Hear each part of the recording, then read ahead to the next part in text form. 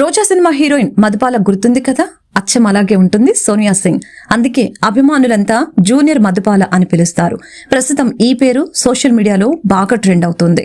సోనియా సింగ్ 1998లో మార్చి 31న మహారాష్ట్రలోని ముంబైలో జన్మించింది. బీటెక్ చదివింది. యోగా చేయటం, ట్రావెలింగ్, పుస్తకాలు చదవటం బాగా అలవాటు. అయితే చదువు పూర్తయ్యాక పలు షార్ట్ ఫిల్మ్స్ లో నటించడం ద్వారా తన యాక్టింగ్ కెరియర్ ని ప్రారంభించింది. హే పిల్ల అని యూట్యూబ్ ఛానల్ ద్వారా పాపులర్ అయింది. ఆ తర్వాత రౌడీ బేబీ ఛానల్ తో మరింత ఫాలోయింగ్ పెంచుకుంది.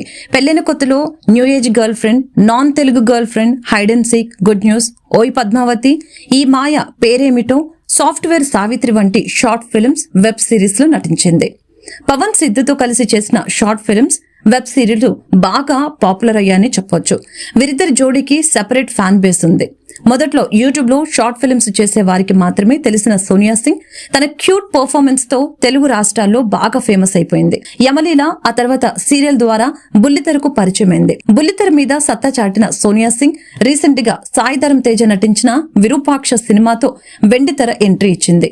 చలాకితనం, సహజంగా ఉండే మాటలతో అందరినీ బాగా ఆకట్టుకుంటుంది సోనియా. ప్రస్తుతం నటి సోనియా సింగ్ జీవితాన్ని మార్చేసింది విరూపాక్ష సినిమా. విరూపాక్ష సినిమాలో అమ్మడి నటనకు ఫ్యాన్స్ ఫిదా అవుతున్నారు.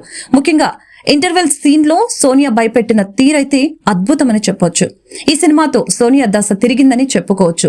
విరూపాక్ష లాంటి సినిమాతో భారీ విజయం అందుకోవడంతో సోనియాకు వరుస అవకాశాలు వెతుక్కుంటూ వస్తున్నాయట. స్టార్ హీరోల సినిమాల్లో అమ్మడు మంచి పాత్రలే పట్టేస్తుందని టాక్.